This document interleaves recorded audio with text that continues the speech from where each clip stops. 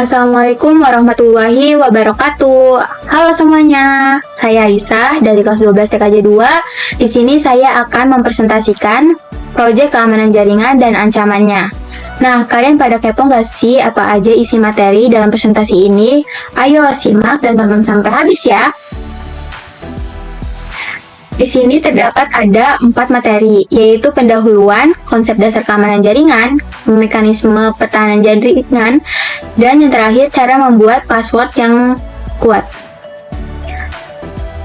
Di pendahuluan ini ada 5 materi. Yang pertama, apa itu keamanan jaringan? Apa sih keamanan jaringan itu? Keamanan jaringan adalah praktik dan teknologi yang dirancang untuk melindungi integritas, kerahasiaan, dan ketersediaan data dan sumber daya jaringan dari ancaman, serangan, dan akses yang tidak sah.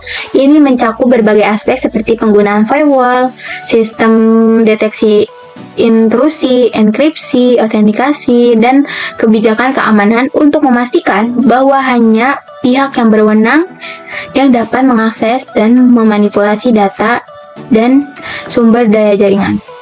Lanjut, yang kedua, ada pentingnya menjaga keamanan data. Keamanan data adalah bagian esensial dari strategi manajemen risiko yang lebih luas. Penting untuk melindungi informasi dari ancaman dan memastikan keberlangsungan operasional serta perlindungan hak individu. Lanjut, yang ketiga, ada konsekuensi jika keamanan jaringan terancam. Konsekuensi dari ancaman terhadap keamanan jaringan bisa sangat luas dan serius. Begitu juga mengelola risiko keamanan jaringan secara proaktif. Dan ada beberapa juga konsekuensinya. Yang pertama, kehilangan data. Yang kedua, kerusakan sistem. Yang ketiga, kerusakan reputasi. Lanjut, yang keempat, mengidentifikasi berbagai jenis ancaman. Yang pertama, virus. Virus adalah program berbahaya yang dapat menyebar dan menginfeksi file atau sistem lain. Biasanya virus melekat pada file dieksekusi.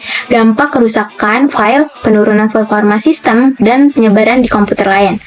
2. Malware adalah singkatan dari malicious software. Malware adalah istilah umum untuk software berbahaya seperti virus, worm, trojan, dan ransomware.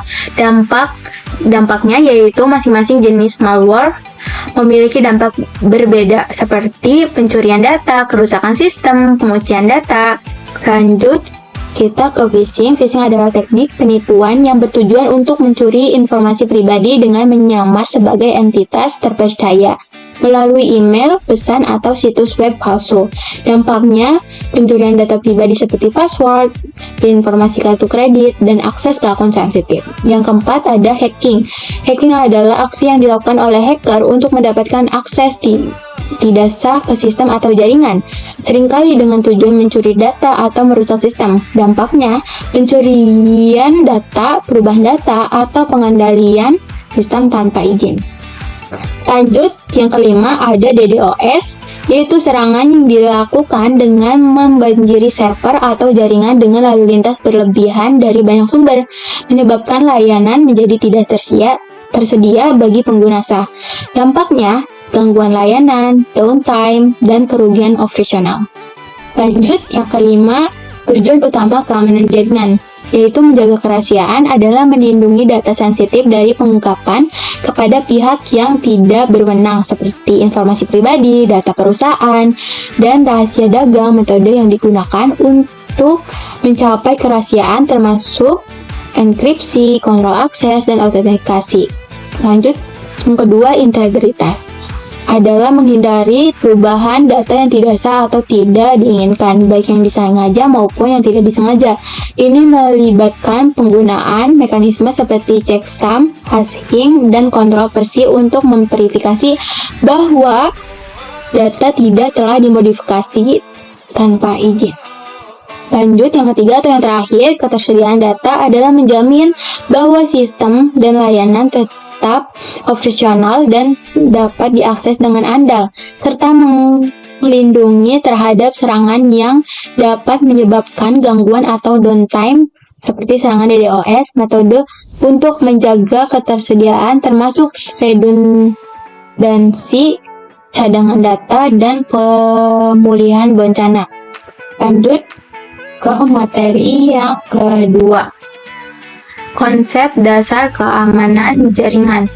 Di sini ada 6 materi. Yang pertama, proses verifikasi identitas pengguna. Ini adalah langkah untuk memastikan bahwa seseorang adalah siapa yang mereka klaim. Proses ini melibatkan autentikasi di mana pengguna harus membuktikan identitas mereka dengan cara yang telah ditentukan, seperti memasukkan username dan password, menggunakan token keamanan, atau melakukan autentikasi biometrik. Lanjut, yang kedua adalah proses pemberian izin akses terhadap sumber daya. Setelah identitas pengguna diverifikasi, proses ini menentukan apa yang boleh dan tidak boleh diakses oleh pengguna tersebut. Ini melibatkan otoritasi, yaitu pengaturan hak akses dan izin yang sesuai untuk sumber daya seperti file, aplikasi, dan sistem. Lanjut, yang ketiga, proses pencatatan aktivitas pengguna untuk keperluan audit. Pencatatan aktivitas ini melibatkan pengumpulan dan penyimpangan log aktivitas pengguna seperti login, akses data, dan perubahan sistem log. Ini digunakan untuk memantau dan menganalisis perilaku pengguna serta mendeteksi potensi masalah atau pelanggaran. Lanjut, yang keempat, jaga data agar tidak dapat diakses oleh pihak yang tidak berwenang. Ini melibatkan langkah-langkah seperti enkripsi data, pengaturan kontrol akses, dan penggunaan firewall untuk melindungi data dari akses yang tidak sah. Lanjut, yang kelima, menjaga data agar tidak dimodifikasi oleh pihak yang berwenang.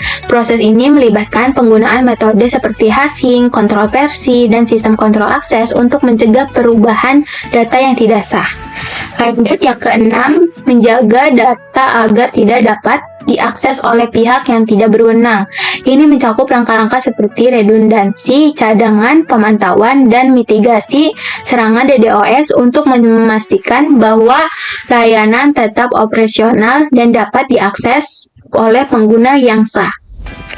Lanjut, kita ke materi yang ketiga, mekanisme pertahanan jaringan.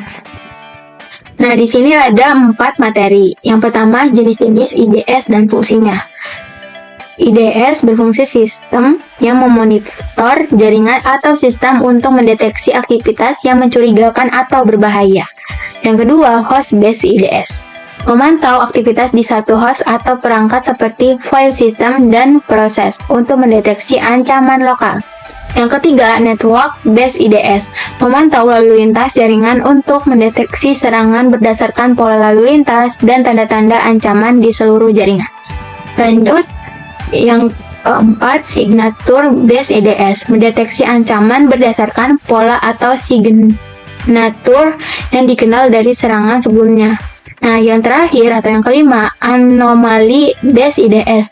Mendeteksi aktivitas yang menyimpang dari pola normal yang bisa menandakan serangan baru atau tidak dikenal. Lanjut, yang kedua, perbedaan IDS dan IPS serta cara kerjanya. IDS atau Intrusion Detection System fungsinya mendeteksi dan memberi peringatan tentang aktivitas mencurigakan atau potensi serangan. Dan cara kerjanya yaitu mengumpulkan data dari jaringan atau sistem, menganalisis pola aktivitas, dan mengirimkan alarm jika ada indikasi serangan. Dan IPS atau Intrusion Prevention System fungsinya mendeteksi dan secara aktif mencegah atau menghalangi ancaman yang terdeteksi. Cara kerjanya yaitu selain mendeteksi aktivitas mencurigakan, IPS juga dapat mengambil tindakan langsung seperti memblokir lalu lintas yang mencurigakan atau mengisolasi bagian dari jaringan untuk mencegah penyebaran ancaman. Lanjut, yang ketiga, ada proses pengamanan data dengan mengubah data menjadi bentuk yang tidak dibaca. Mengubah data menjadi bentuk yang tidak dapat dibaca tanpa kunci dekripsi. Data yang telah dienkripsi hanya dapat diakses oleh pihak yang memiliki kunci dekripsi yang tepat. Cara kerjanya menggunakan algoritma enkripsi untuk mengubah teks asli plain text menjadi cipher text yang tidak dapat dibaca tanpa kunci dekripsi. Proses ini melindungi data dari akses yang tidak sah saat data berada dalam penyimpanan atau selama transmisi. Lanjut, yang keempat, fungsi FVN dan penerapannya. FVN atau Virtual Private Network adalah fungsinya membuat koneksi aman dan terenkripsi antara perangkat pengguna dan jaringan, biasanya melalui internet. Dan penerapannya yaitu digunakan untuk melindungi privasi pengguna saat berselancar di internet, mengakses jaringan perusahaan dari jarak jauh dengan aman, dan menyembunyikan alamat IP pengguna. Lanjut, kita ke materi yang keempat atau materi yang terakhir, cara membuat password yang kuat. Di sini ada 3 materi. Yang pertama, pengertian password dan fungsinya. Password adalah serangkaian karakter seperti huruf, angka, dan simbol yang digunakan untuk mengautentikasi identitas seseorang saat mengakses sistem, akun, atau perangkat. Password berfungsi sebagai mekanisme keamanan untuk memastikan bahwa hanya pengguna yang berwenang yang dapat mengakses informasi atau layanan tertentu. Lanjut, yang kedua, berikan contoh password yang baik dan buruk. Nah, di sini ada contohnya password baik dan buruk. Lanjut, yang ketiga, tips membuat password yang unik dan sulit. Nah, di sini ada beberapa tips. Yang pertama, gabungkan huruf besar, huruf kecil, angka, dan simbol. Yang kedua, buat password yang panjang, idealnya minimal 12 karakter. Semakin panjang, semakin sulit untuk ditebak. Yang ketiga, jangan gunakan nama, tanggal lahir, atau informasi pribadi lainnya yang mudah ditemukan. Yang keempat, buat password dari frasa panjang atau kalimat yang mudah diingat namun sulit ditebak. 5. Hindari pola keyboard seperti huruf atau urutan angka. 6. Gantikan huruf dengan simbol atau angka. 7. Jangan gunakan password yang sama di berbagai situs atau aplikasi. Yang ke-8, pertimbangkan menggunakan generator password untuk membuat password yang benar-benar acak dan kompleks. Yang ke-9, ubah password Anda secara rutin untuk menjaga keamanan. Dan yang terakhir atau yang ke-10, gunakan aplikasi pengelola password untuk menyimpan dan mengelola password yang kompleks dan unik dengan aman. Nah, sekian dari saya, kurang lebihnya mohon maaf. Wabillahi taufiq wal hidayah. Wassalamualaikum warahmatullahi wabarakatuh. Dadah semuanya, dadah teman-teman.